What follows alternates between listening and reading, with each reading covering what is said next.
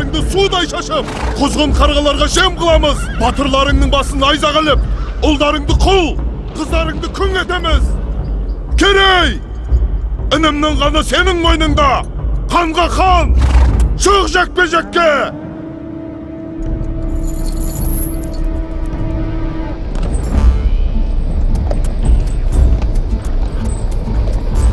Керей! Алла жар болсын!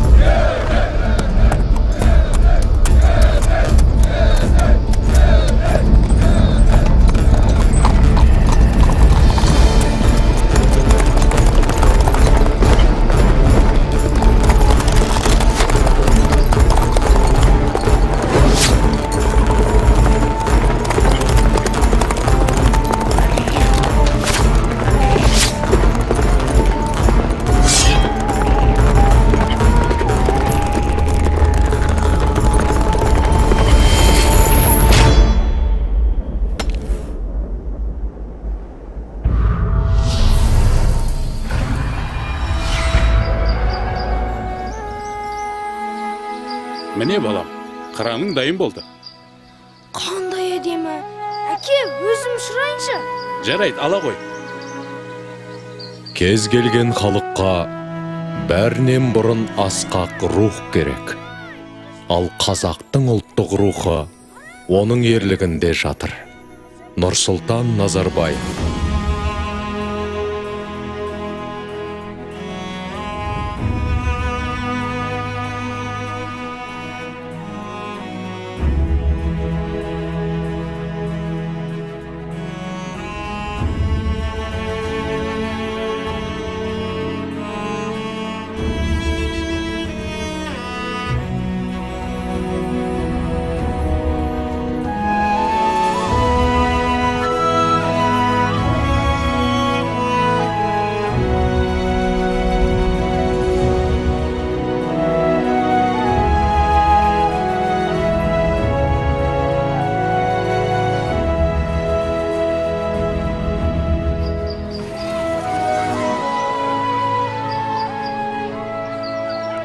Еркін, әне батпырауыш барат. Ал мен алтын кездік тауып алдым. Қане, бері тұршы көрейін. Жоқ, бұл менікі. Қызғаншақ, Бермеймін. Бұны мен таптым. Бер дедім мен саған. Сенікі емес.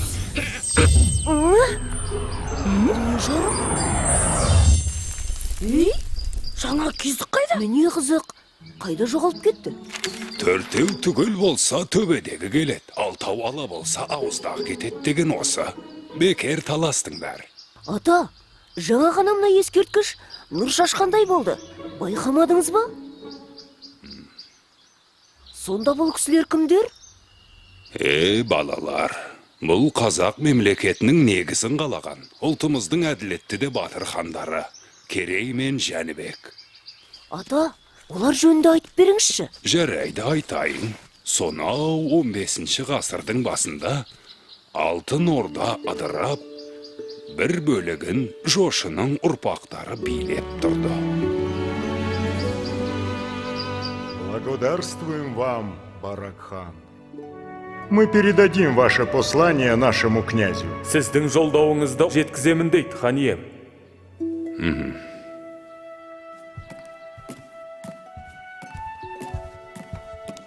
Халықтан шағым түсті. Орда маңында қарақшылар пайда болыпты. Тездетіп жасақ жіберіп, оларды құрықтау керек. Жібек жолы бойындағы керуендерді қорғауды мықтап тапсыр. Орындаймыз. Мәртебелі хан ием, ұлы ұстаз шұғыл хабармен қабылдауыңызды сұрайды. Кірсін. Ханием, аспан әлемінен үрейлі хабар әкелдім. Айта бер, ұстаз. 77 жылда бір келетін құйрықты жұлдыз көрінді. Ол жер бетіне әсер етпей қоймайды. Қара күштер оянуы мүмкін. Сақтық жасаңыз. Болат, бауырым, рубасыларын таңбалы тасқа жина. Бірлігімізді бекемдеп алатын кез келді. Керей мен Жәнібекте барсын. Қазірден бастап ел өміріне араласа берсін. Орындаймыз. Ой, осы тас атудан жалықтым. Соны айтса шыдамым таусылды. Бұған не дейсің, Жәнібек? Сол да сөз бе Керей? Көрдің бе? Мен саған одан зорын көрсетейін. Үлкен құмыраға қараш. Әне.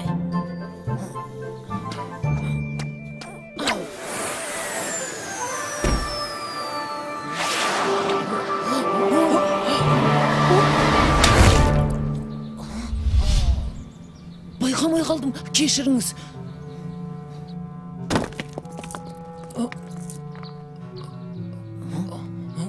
Батыр аға, сақпан атуды, сойылдасуды үйреттіңіз. Енді қылыштасуды үйренсек? Алдымен атуды үйреніңдер. Біз садақ тартып нысанаға тигізуді білеміз. Қалай? Ол қозғалмайтын нәрсе. Сендер қашқанға тигізіп, атқаннан бұлтаруды үйреніңдер. Сонда тышқан атамыз ба? Барақ хан таңбалы тастың басына жиналуды тапсырды.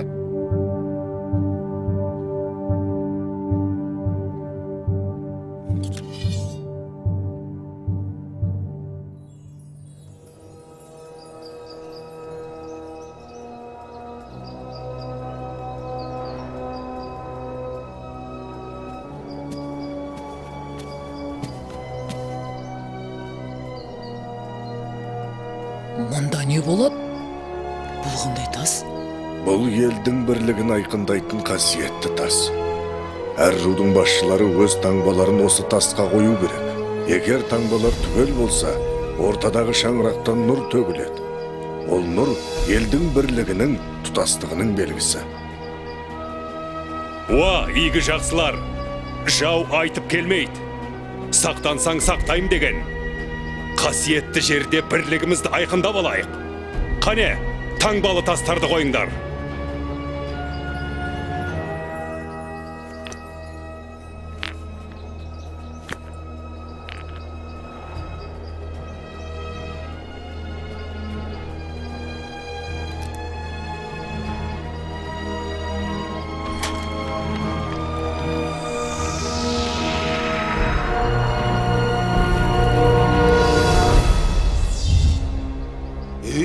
Неге нұр төгілмеді? Қарабектің таңбасы қойылмады. Өзі де көрінбейді. Қайда жүр өзі? Болат Сұлтан, сен не дейсің? Ол неге келмеген? Хан ием, Қарабектің келмегені ел бірлігін жақтамағаны ғой. Онсы нес? Қарабектен ондайды күтпеген едік. Іштен шыққан жау жаман. Әйтеуір арамызға ірткі түспесін. Құйрықты жұлдыз көрінгенде қара күштер бас көтереді. Солардың ісі болмаса жарар еді. Ал біз ұрпаққа бірлікті мұра етіп қалдыруымыз керек. Онсыз болашағымыз қараңғы. Ендігі жерде бірлік үшін күресеміз. Батыр ата, енді не болады екен? Қарабек деген кім? Аттарың даяр ма? Иә, кеше ғана тайыма бас білдірдім. Енді менің тайымды үйрету керек. Барыңдар онда. Тез. Эй, Қарабек, Қарабек.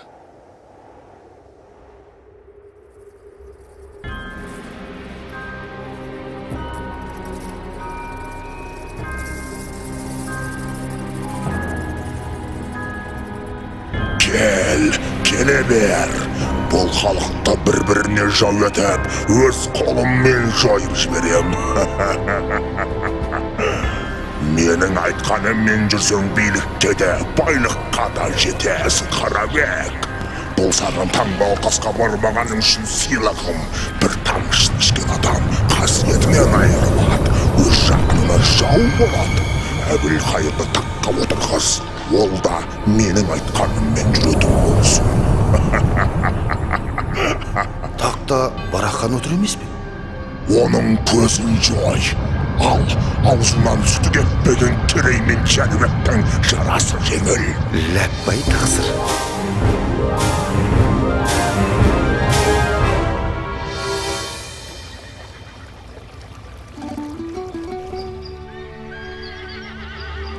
Ассалаумағалейкум. Біз келдік, аға.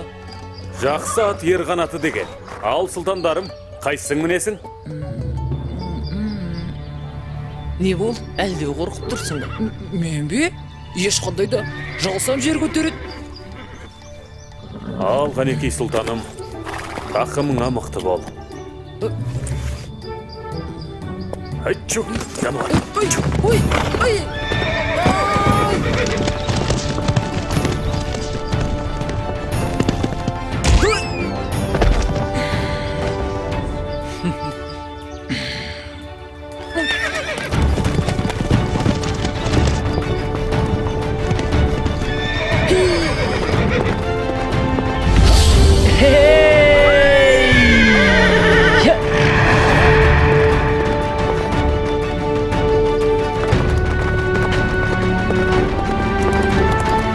Сұлтандар! Алысқа ұзамаңдар! Қызылжар жақта қарақшылар болуы мүмкін!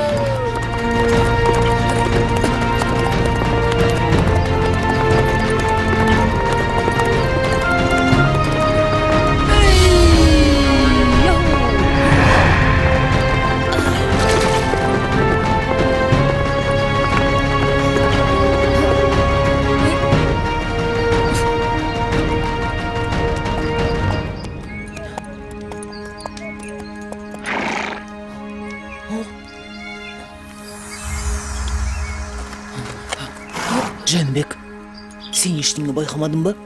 Жоқ аға. Тым ұзақ кеттік-ау деймін. Жаңа жылқы шаға қарақшылар туралы айтқан еді. Қарақшы? Мен өмірде қарақшыларды көрмеппін. Әне, анда біреулер бар сияқты. Керей, өтінемін көрейікші. Жарайды. Бірақ көреміз де қайтамыз. Әттен қарауымыз жоқ. Менде сақпан бар.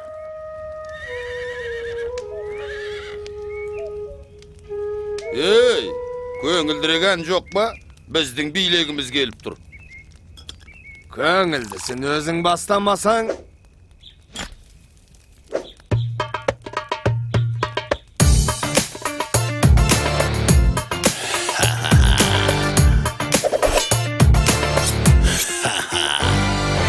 Еркін дала еркесеміз біз қарақшы біліп қой. Қайда жүрсек қарнымыз тоқ, күнде думан, күнде той. Басқаларша еңбек етіп, бел ауыртып жатпаймыз. Шарап ішіп шалқып тасып, біздің өмір қызық қой. Керуендер өтіп берсін жібек жолы бойында. Керуен басы береріңді өз еркіңмен дайында. Күміс теңге жібек маты бола берсін бәрібір. Аңыз етіп ел айтады ертең біздер жайында.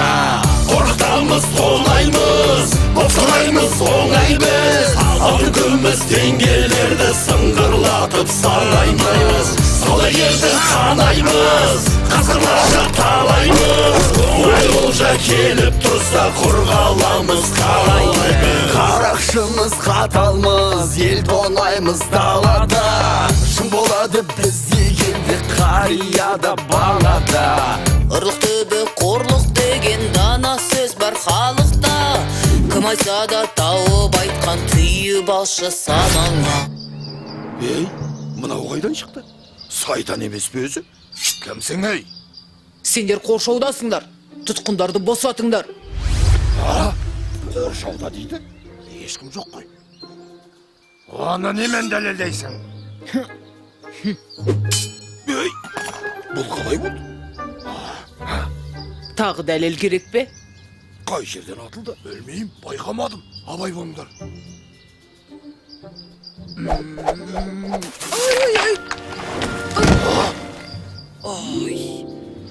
Тұр, зәреміз долды ғой. Ал бақ бұрын, енді не дейсің?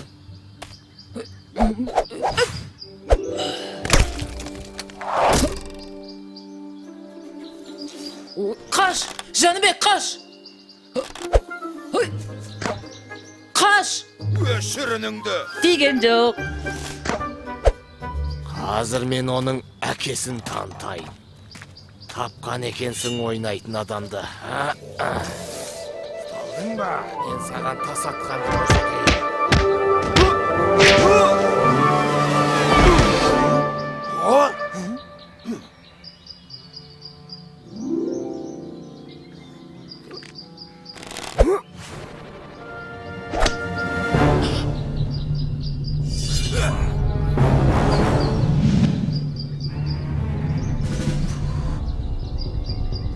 Кәне бұлай тұр.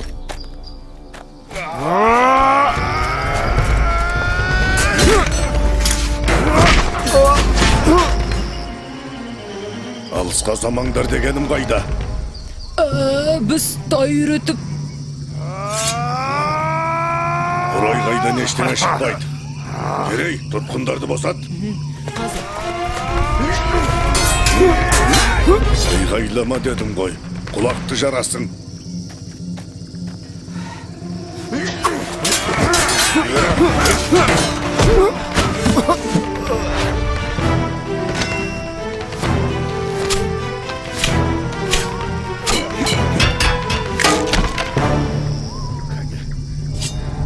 Ал сендер неге айғайламайсыңдар?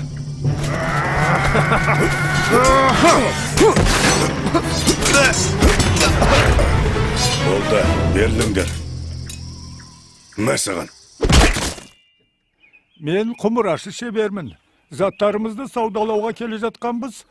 Қарақшылар қапыда басты. Қай шақардан боласыңдар? Отырарданбыз. Рахмет, балалар. Сендер болмағанда не болар еді? Мен... Бұл Жәнібек, ал мен Кереймін. Мен Айшамын. Ал мынау сендерге естелік болсын.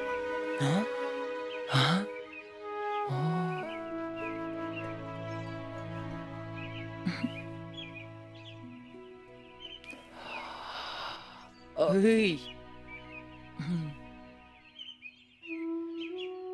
Сау болыңдар. Алла жар болсын. Сау бол. Жолдарың болсын.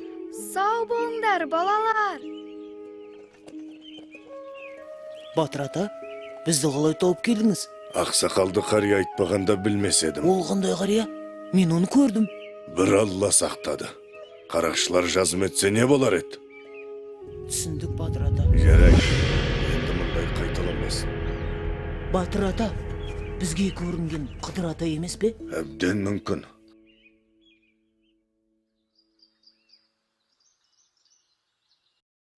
Сендер не күлкен тыңдамайсыңдар?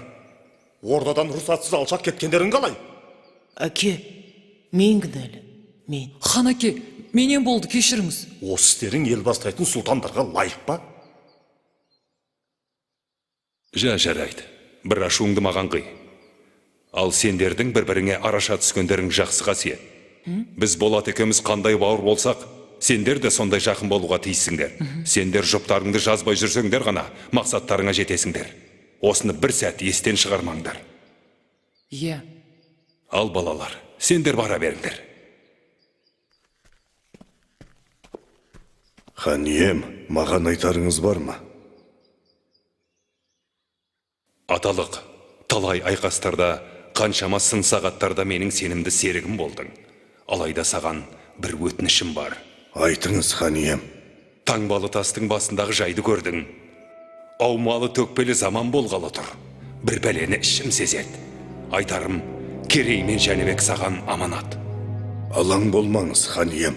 Олар үшін жаным құрбан.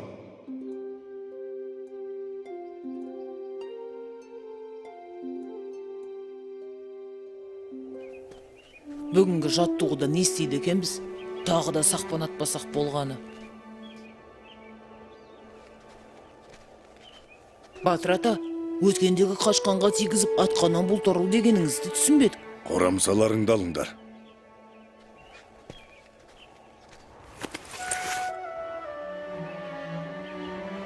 Мынаушы жоқ жебені не істейміз? Тайларыңды атыңдар. Не үшін? Ет ауырады ғой. Бұл тай сендерге сауын бие емес.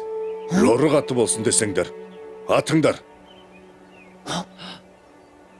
Атыңдар.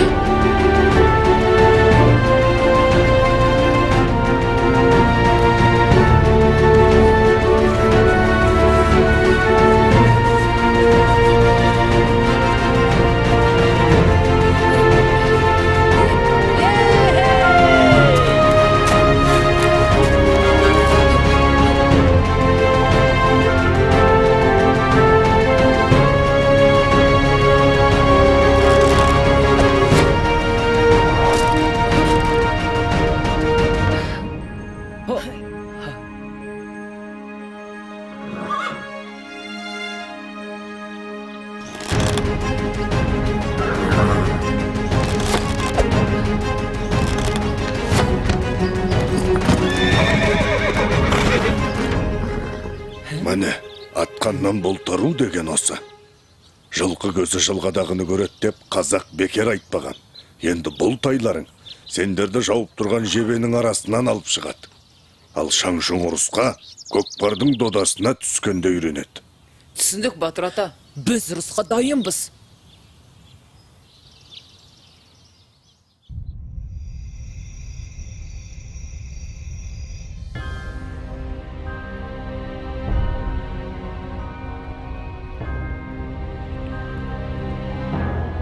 Мырза, мұнда жай жүрсіз бе? Мұндай уақытта адам жай жүруші ме едің?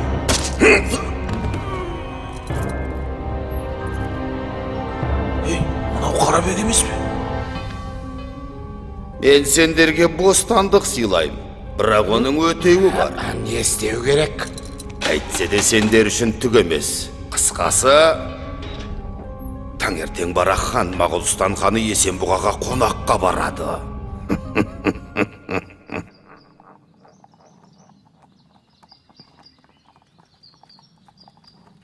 Әлгі Қарабектен хабар бар ма? Хабар ошарсыз, көрдім дегенде ешкім жоқ. Жарайды. Әзірге ел тыныш. Жаста болса Әбілқайыр елге бас көз бола тұрар. Біз келгенше ештеңе бола қоймас. Көрші ұлыстармен ынтымағымызды нығайту керек. Бізді қонаққа шақырған Есенбұға ханның да ойы осы болса керек.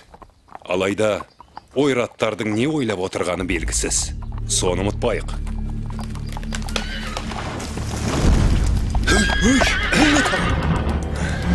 Хан ием, абайлаңыз! Ханда! Сақтал! Қалғандарыңмен шатыр құрыңдар! Ұлы, ауырың!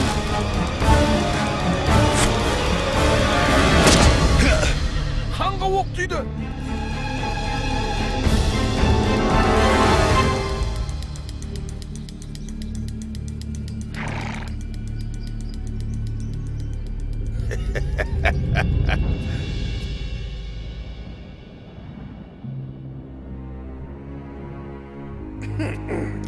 Әбілқайыр сұлтанның дастарханынан дәм тату біз үшін үлкен мәртебе.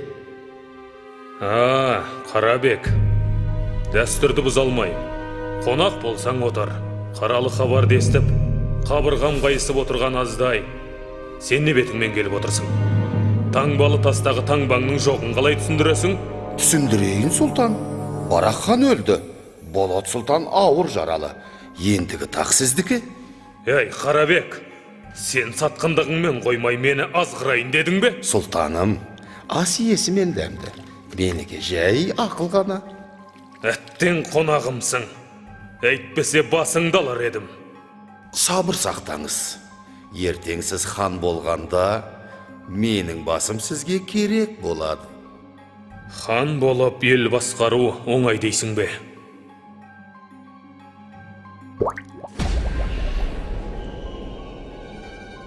Сұлтаным, тақ мынау балғымыздан да тәтті болады. Дәмін алсаңыз құмарына түсесіз, әлемді басып жаншисыз, дегеніңізге жетесіз. Алыңыз. Сен дұрыс айтасың. Келесі хан мен боламын. Әбілқайыр хан жасасын.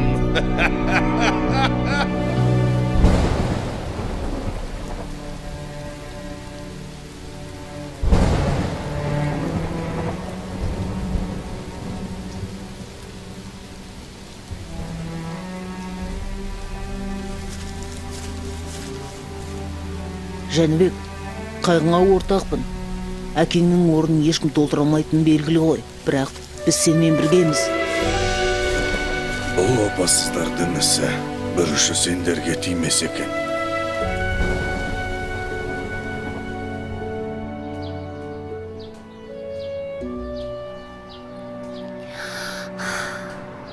Ата, ал содан соң не болды? Оларға қарт батырдың көмегі тиген болар. Я, ата, Керей мен Жәнібектің қалай хан болғанын айтып бермеші. Онда әр қарай тыңдаңдар балалар. Әбілқайыр салған салық мөлшері халыққа ауыр тиіп, ханға деген ел наразылығы күннен күнге күшейе түсті. Елдің қасіретін көріп, Керей мен Жәнібек те ер жетті.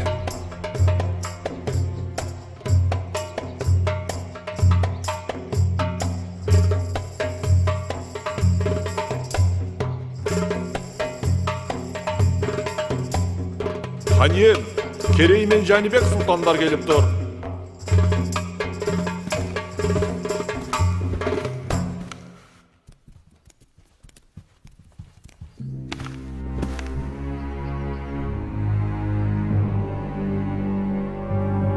Иә, сөйле, Керей.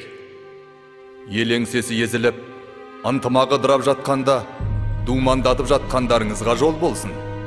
Немене, қарағалық қайғырды екен деп, хан қара жамылу керек беді?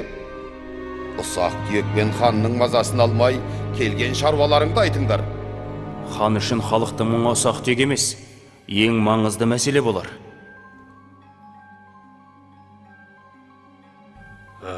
Хан аға, көзіңізді ашыңыз. Таңбасын бөлек салған мына Қарабекке төрден орын беріп, тайыраңдатып қойғаныңыз. Мен сендерге аға емес ханмын. Ендігі жолы алдымда тізерлеп отыратын болыңдар. Маған ақыл айтуға келген болсаңдар, боссыңдар.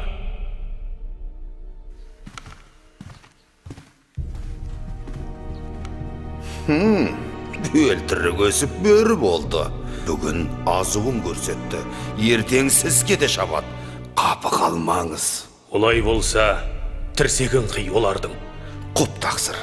Оларды аңға шығып, сейіл құруға шақырыңыз. Ар жағын өзім жайғастырам. Әбілқайыр хан сендерді не үшін аңға шақырды екен? Соны түсінбедім. Түсінбейтін несі бар? Өткендегі әңгімені жуып шаймақ болар. Қазір саят құрып көңіл көтеретін кез емес. Иә, мүмкін оңашада айтар әңгімесі бар шығар. Әйтеуір сақ болайық.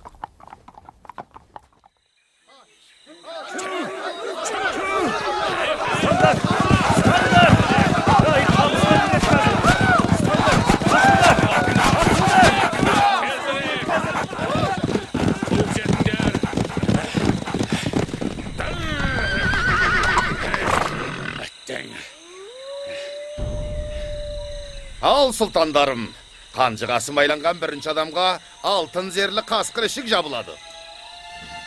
Бәрекелді. Ханның жомарттығына разымыз. Алтын ішік Ал, қамыс ішіне кем кіреді? Мен кіремін. Мен де әзірмін. Сендердің өжет екендеріңе күмәнім жоқ. Алайда сақ болғайсыңдар. О, батыр, шәкірттеріңнің шамасын көрейік.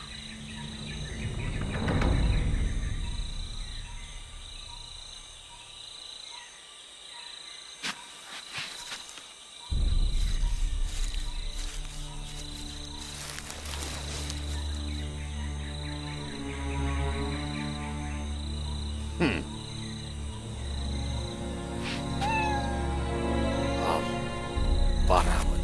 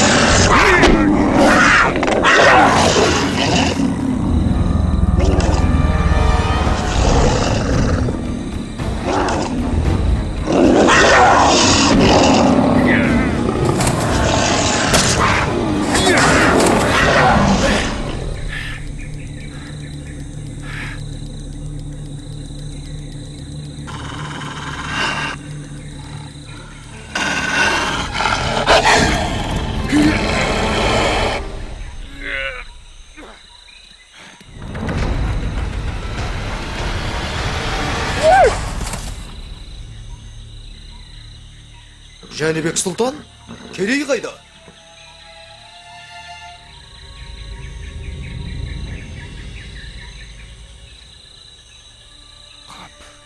Болмады. Жәнібек сұлтан жасасын. Жаса, керей сұлтан. Сұлтандар ерледі. Жарайсыңдар, сұлтандар. Олардың батыр болып өскенін көрдің ғой. Қалайда көздерін құрту керек. Иә, олардың батырлығы сорымыз. Көздегені тағыңыз. Ендеше, тездетіп амалын тап. Орындалады тақсыр. Хан ием, ойрат ордасынан елші келді. Әбілқайыр хан, қонтайшымыз саған дұғай сәлем айтты. Бұдан былай, ойратқа салық төлейсің.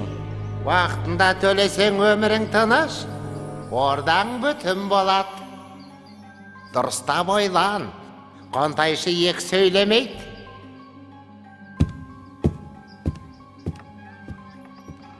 Жетпегені осы еді. Енді не дейсің? Салықты халық төлейді. Сіздің неңіз кетеді? Елді езіп ұстасаңыз ғана бас еді.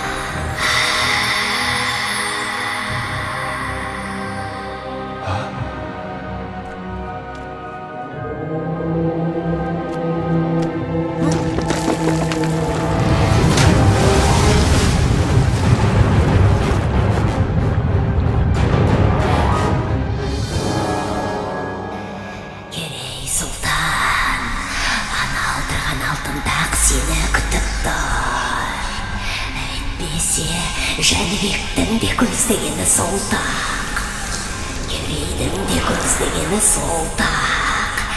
Әкемнен қалған таққа ие болғысы келеді. Ал ол тақты Атын мұрагері тек қана сенсің. Тақ бір жерде бақ бар, дүние байлық, билік пен мансап бәрі сонда, бірақ тақ біреу, ал сендер екеусіңдер. Кім бірінші жетсе тақсыныкі, тезірек, тезірек.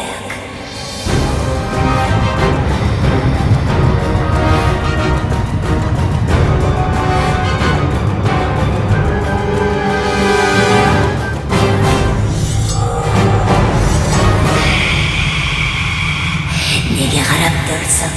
Өлтір оны. Әйтпесе қазір сені өлтіреді. Өлтір!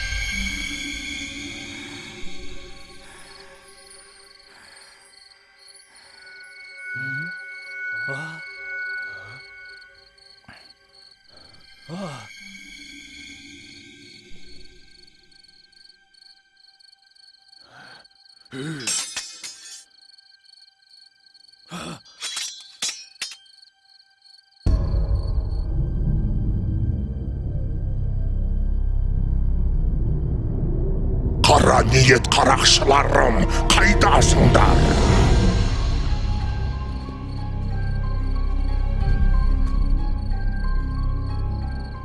Бұлар баяғы қарақшылар емес пе? Иә, дәл таптың, сұлтан. Сендердің кесірлеріңнен біз тарға басқа қамалып қорлық көрдік. Ал енді сен де біліп ал, Жәнібек сұлтан. Сенің әкеңе қадалған жебе менікі. Немене? Енді сендер де осы жерден тірі шықпайсыңдар. Ах, қанішер жауыздар! Жәнібек!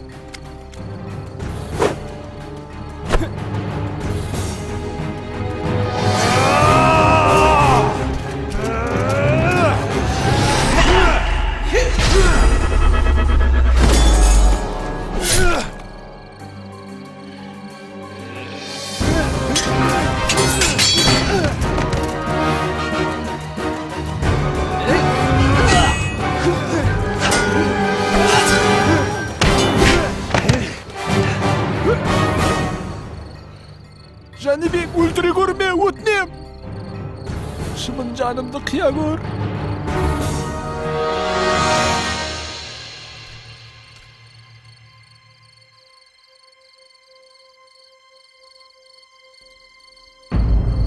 Жәнібек, байқа!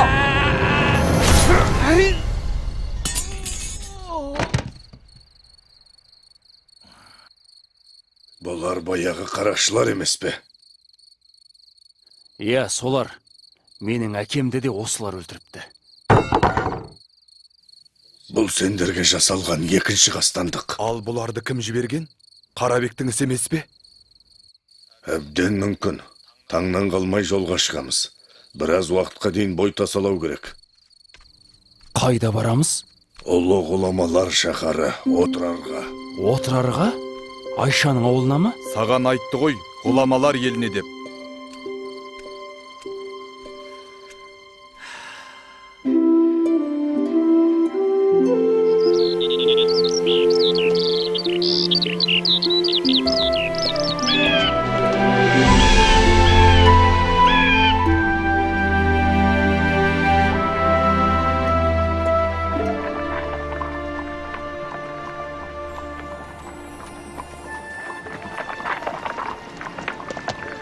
Ассалаумағалейкум, ақсақал. Уағалейкум ассалам. Көш көрікті болсын. Ey балам, несін айтайын. Бұл елден береке кеткелі қашан. Ханымыз адам танымастай өзгерді. Ауыр салықты көтер алмай көшіп барамыз. Әттең қолымыз қысқа.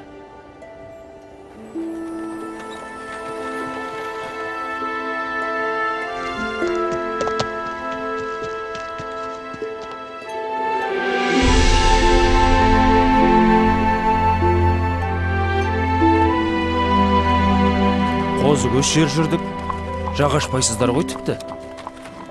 Іштеріңіз пыспады ма?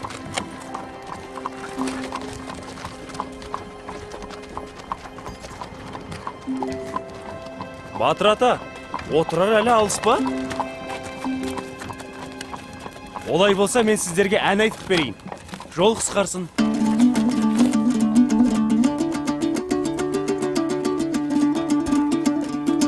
Қолымда бір қамшым бар, ақау бүлдір келе ай.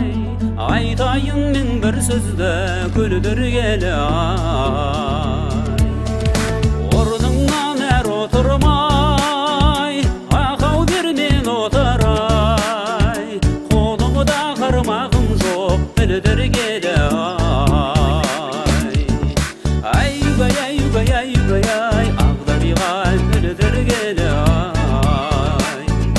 Ай-гай, ай-гай, ай-гай, ай, ағдариғай бүлдір келе ай.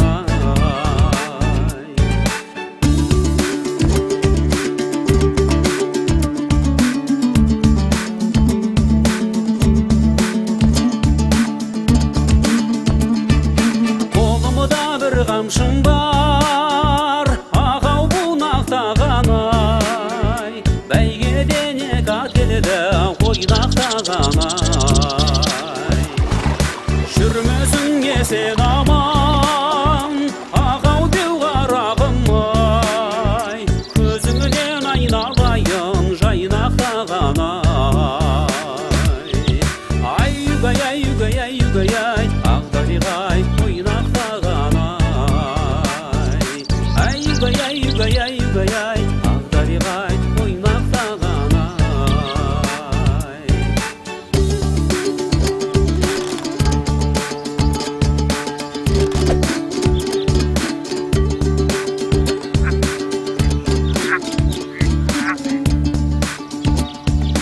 Ай-гай, ай-гай, ай-гай, ай, ағдариғай ойнақтаған ай.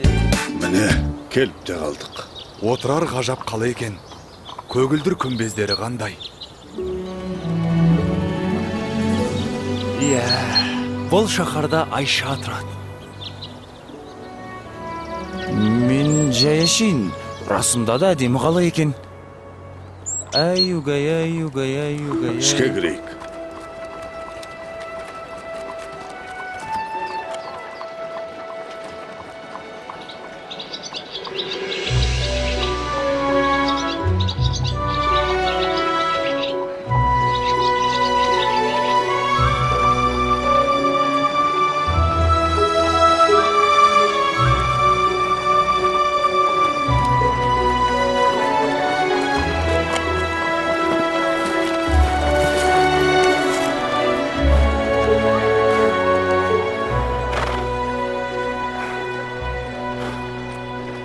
Батыр ата, мына белгіні сіздің қылышыңыздан көргенбіз. Иә, дәл өзі. Оны дұрыс аңғарғансыңдар. Ішке кірейік. Енді ұстаханаға не үшін келгенімізді түсінесіңдер.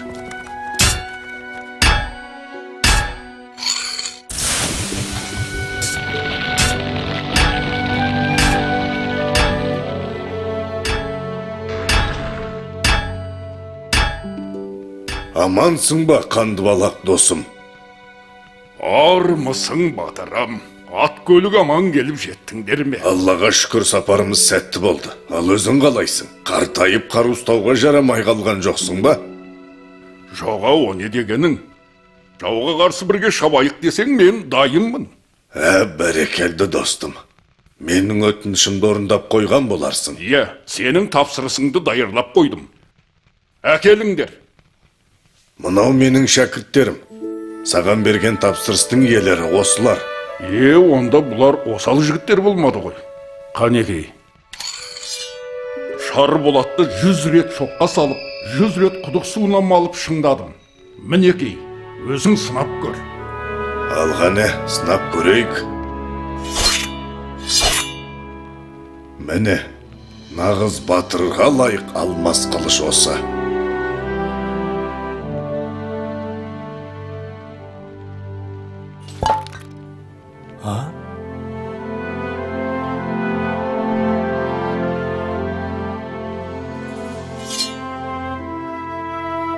Сіздерге рахмет. Бұл қылыш ел мүддесіне қызмет ететін болады. Жаумен бетпе-бет келсем ғой, жайратып салатын. Ол күнде алыс емес, бірақ күш пен қарудан маңызды нәрсе бар. Енді сендерге соны үйрену керек.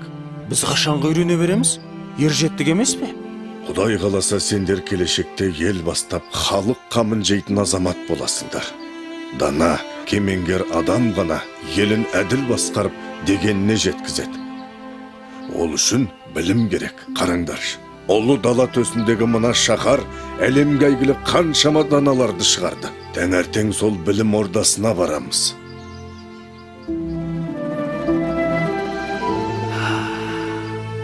Қандай ғажап қала.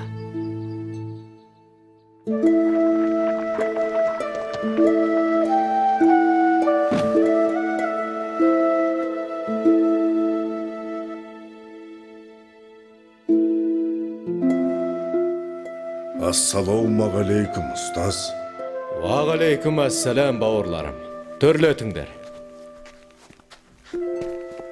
Қателеспесем, Болат Сұлтанның ұлы Керей мен Барақ ханның ұлы Жәнібек сұлтандар емес пе? Иә, бойымдағы бар өнерді үйреттім.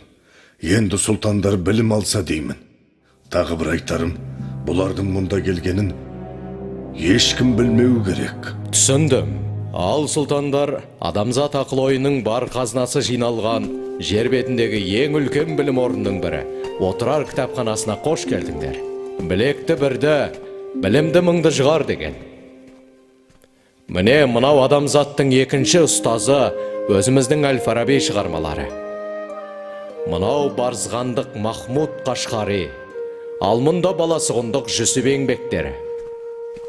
Сол жақта ғылымның серкесі Ибн Сина. Міне сіздерге керегі осы болар. Бабырнама, Құтағду білік. Анау сөрелерде Аплатон, Пифагор сынды Рум ғұламаларының кітаптары бар.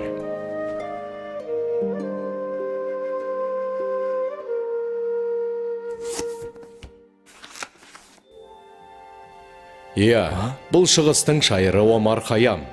Бірақ бұл кітапты оқу саған әлі ертелеу болады. Мұнау не өзі?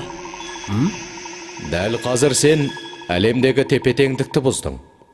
Аспан әлемі туралы Ұлықбектің еңбектерін оқсаңдар, бәрінде түсінесіңдер.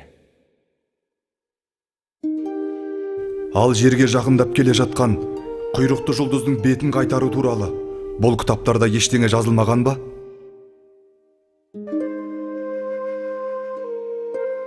Бұл сұрақтың жауабы бір Аллаға ғана аян. Өйткені аспан әлемінің біз білмейтін құпия сырлары өте көп.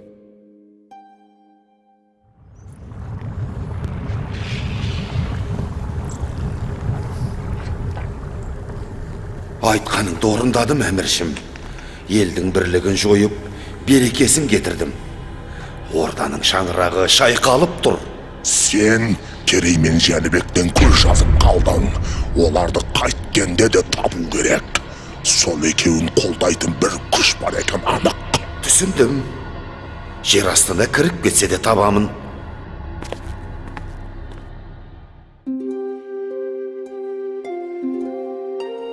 Мына кітапта Ұлықбектің мыңнан аса жұлдыздың орнын белгілегені жазылыпты. Және ол Әбу Насыр Әл-Фараби бабамыздың еңбегіне көп сүйенген екен. Ол кісілерде көп ғылымды игеру қайда? Неге олай дейсің? Біз де жақсы білім алуға ұмтылуымыз қажет. Бүгінге жетер енді Керей. Біраз бой жазып, қала аралап келсек қайтеді? Сен бара бер. Мен әлі біраз отырып, мына кітапты аяқтап тастайын. Жарайды, өзің біл. Мен барып қаламен танысып қайтайын.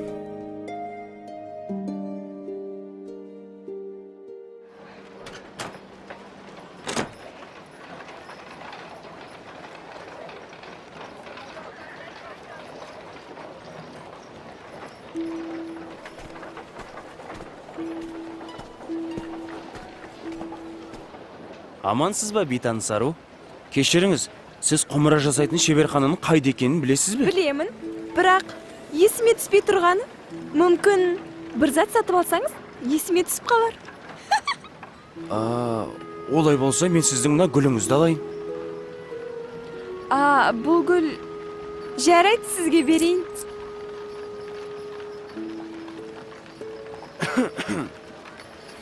Есіме түсті. Мына көшеге бұрылып тіке жүрсеңіз, алдыңыздан биік мұнаралы үй шығады. Сол тұстан шеберхана көрініп тұр. Рахмет сізге. Келіп тұрыңыз, мырза.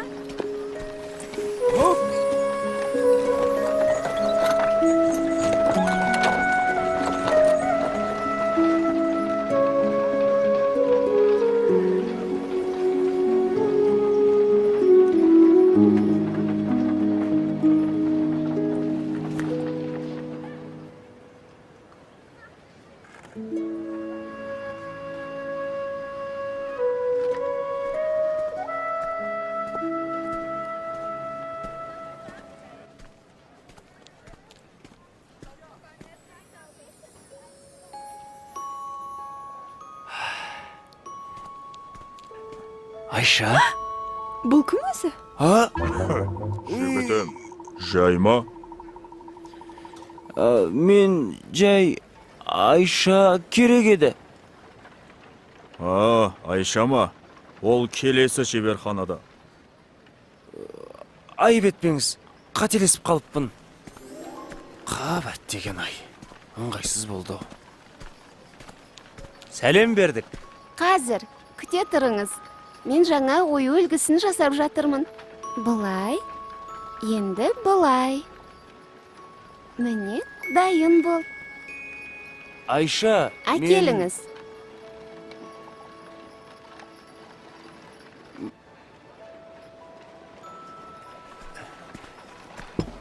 Мінекейіңіз. Иә, бұл құмыра 6 жыл бұрын менің шеберханамда жасалған. Мұна жердегі бояуы кетіпті ғой. Бірдеңе тиген болар. Әйтпесе біздің бояуларымыз ғасырлар бойы. Айша! Жарайды. Мен қазір жөндеп бере қояйын. Міне бұлай, содан соң бұлай. Құмыраңыз дайын бол. Ала қойыңыз. Жаныбек, сен мұнда қайдан жүрсің? Айша, мен сені іздеп келдім. Керейде осында. Мені?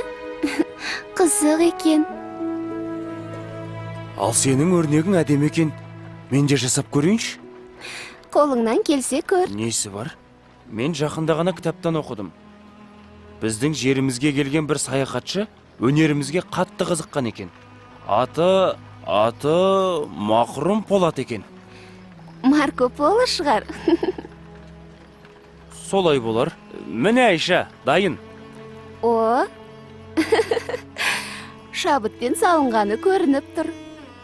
Рас айтасың ба? Жоқ, ойнап айтам.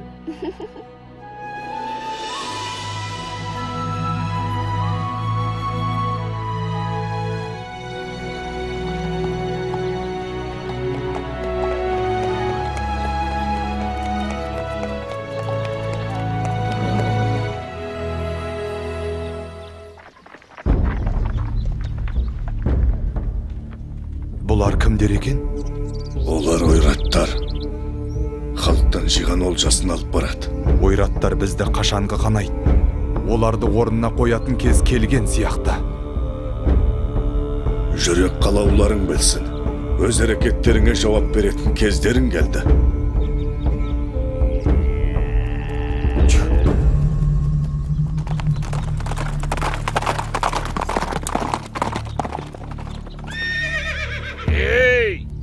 Біздің жолымызды бөгейтіндей сендер кімсіңдер? Біз Әбілқайыр ханнан тиесілі салығымызды алып келе жатырмыз. Жолды босатыңдар. Әйтпесе, Мен Болат Сұлтанның ұлы Кереймін. Халықты жылатып жинаған құнсалықты осы жерде қалдырыңдар. Ал Қонтайшыға айта бар, енді біздің елді мазаламасын. мынау не деп тұр өзі? Басыңды шауып, Қонтайшыға қоса апарайық онда.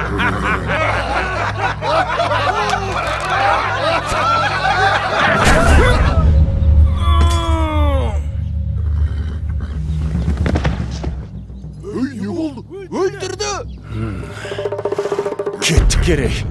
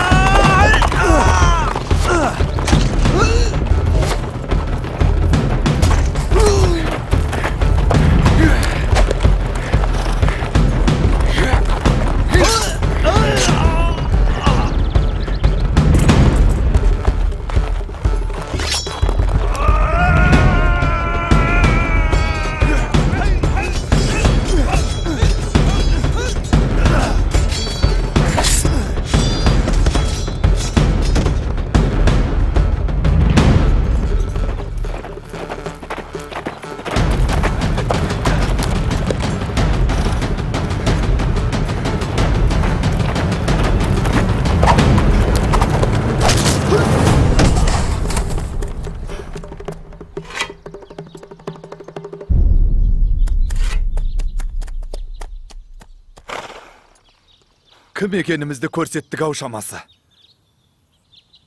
Батыр ата, қандай баға бересіз? Қиын сәттер әлі алда.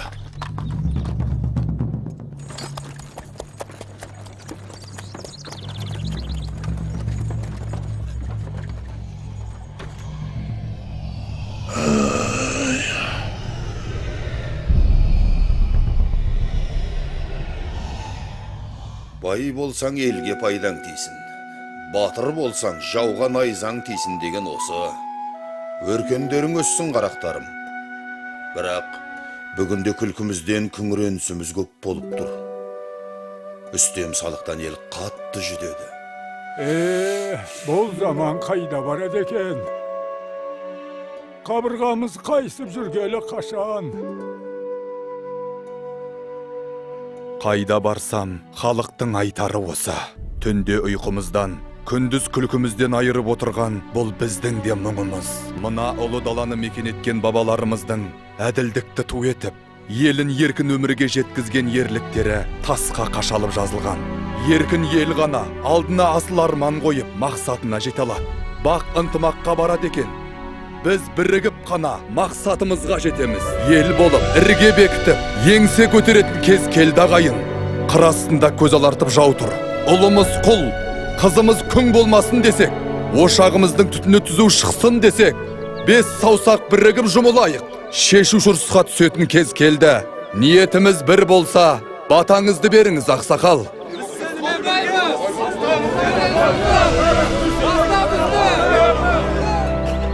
Арманың қол жетер жерде болсын, халқыңның қалауы сенде болсын. Алла жар болсын, аумин.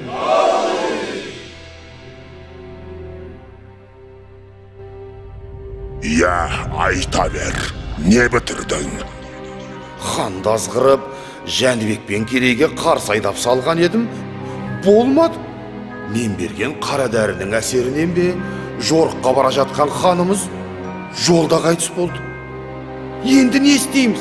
Тыңда, Қарабек, сен Қонтайшыға барып, оның сеніміне кіруге тырыс. Ханның қайтыс болғаны туралы хабар оларға ендігі жеткен болар.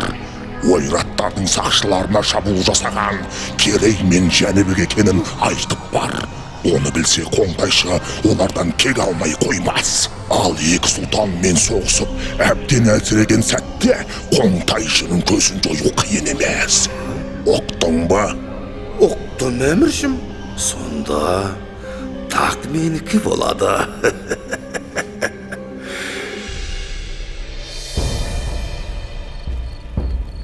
Солай де, Қарабек.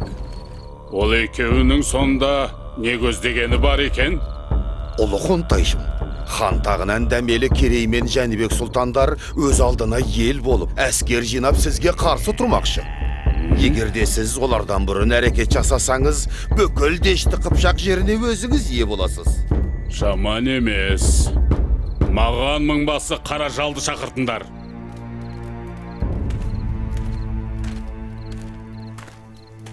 Сен ініңнің кімнің қолынан мерт болғанын білесің бе? Білсем, қанын судай шашып, кегімді қайтарар ем. Айтыңыз, әміршім. Ендеше тыңда, сенің ініңді өлтіріп, маған тиесілі салықты тартып алғандар Керей мен Жәнібек сұлтандар екен. Керей мен Жәнібек? Рұқсат етсеңіз, дәл қазір аттанам. Екеуінің де басын шауып алдыңыз қалып келмесем, қара жал атым құрысын. Әскерлер жорыққа дайындалсын. 3 күннен соң аттанамыз. Әміріңізге қолдық. Ал сен, Қарабек, бізді бастап барасың. Бұл қызметіңнің өтеуіне не сұрайсың? Айта бер. Ұлы қоңтайшым, мендей пақырыңызға жібек жолы бойындағы Тарас шаһарын берсеңіз жетер еді. Дегенің болсын, бара бер. Өз елін сатқаннан қайыр жоқ. Ертең бізді де сатып кетеді. Жорықтан соң көзін жой.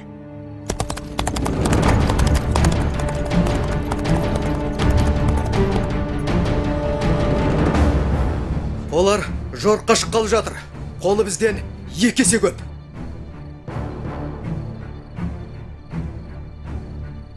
Несі бар?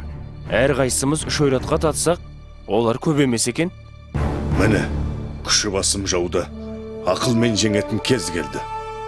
Мұндайда айла керек. Ендеше ақылымызды ортаға салайық.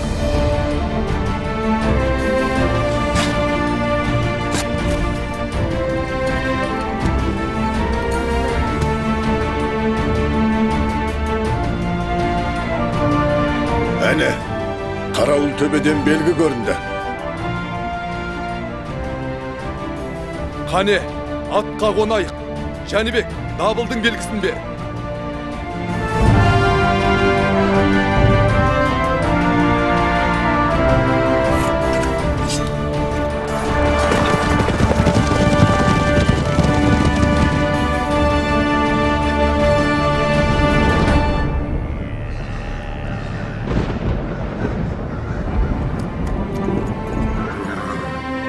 Сарбаздар, кім екенімізді танытар сәт туды.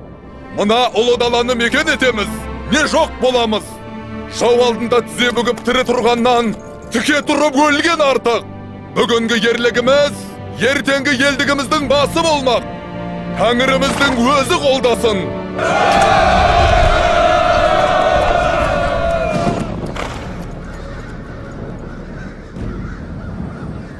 Олардың қолы қанша?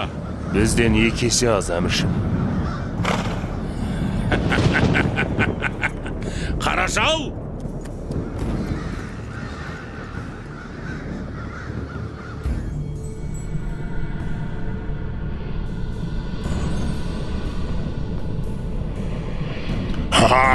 Тағы да сен бе?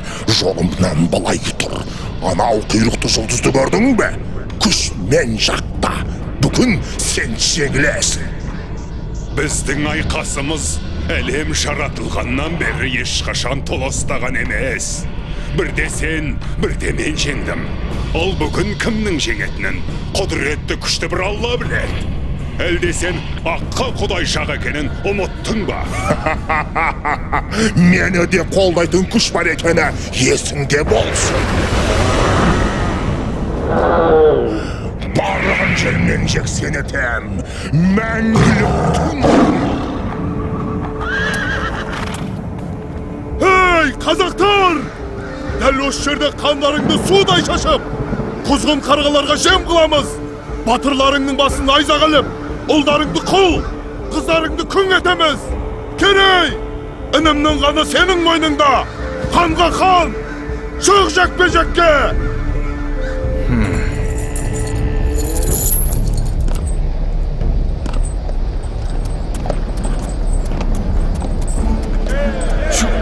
Керей, Алла жар болсын.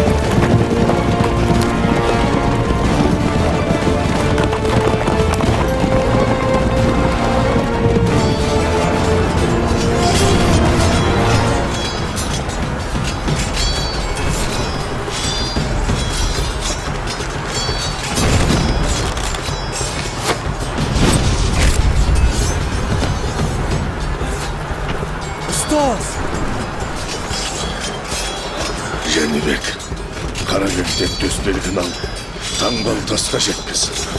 Бар. Қазір сені ме?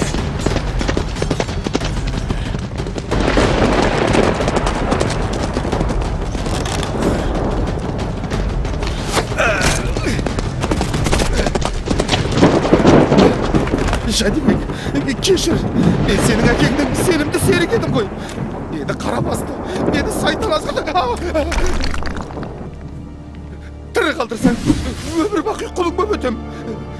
Жәнібек, өтінем. Онда бар сол сайтаныңа.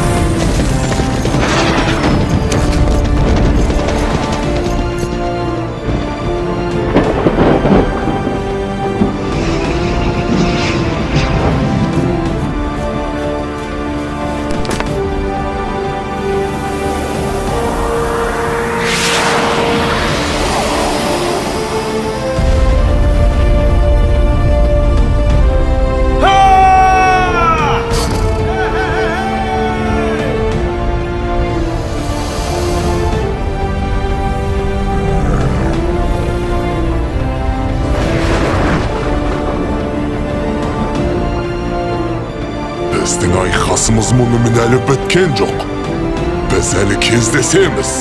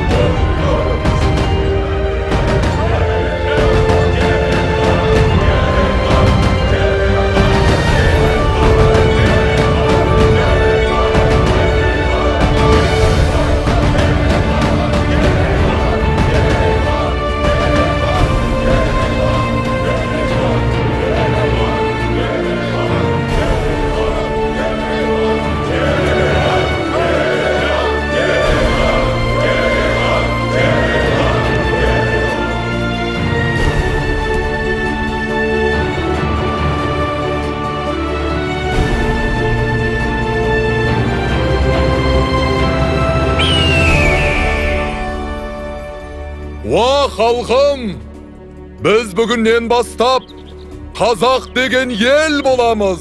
Мына ұлы даламызды жанымыздан артық қастерлеп, қанымызбен қорғаймыз. Іргесі берік, туы биік бұл ел келер ұрпаққа аманат болсын. Ұлы дала елі мәңгілік болғай деп тілейік.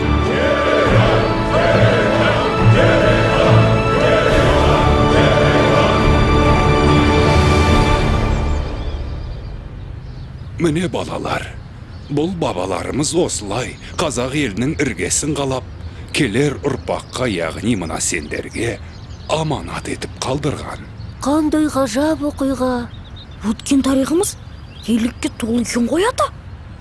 Дұрыс айтасыңдар балаларым. Сендер өз тарихымызбен мақтануға тиіссіңдер. Еркін, Болат, үйге қайтыңдар, кеш болып қалды. Рахмет сізге ата.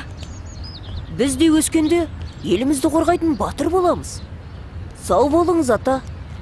Мақсаттарыңа жетіңдер, айналайындар. Ағайла